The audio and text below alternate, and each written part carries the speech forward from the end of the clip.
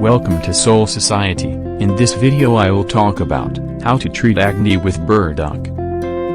Acne is a skin condition that occurs when your hair follicles become plugged with oil and dead skin cells. It causes whiteheads, blackheads, or pimples. Acne is most common among teenagers, though it affects people of all ages. Burdock root can help to reduce the bacteria that cause acne. It can also help to reduce toxins, as well as providing anti-inflammatory properties to help reduce the redness and soreness that go along with conditions like mild acne, rosacea or eczema. A bath of roots and burdock leaves helps fight against the appearance of pimples. Rich in vitamin B and minerals, burdock is a plant with antimicrobial substances.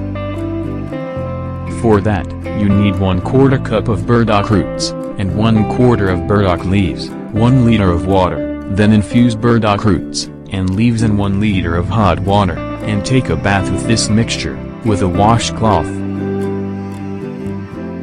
No toxicity has been described to date, but the doses should be respected, and burdock should not be administered to children under 15 years.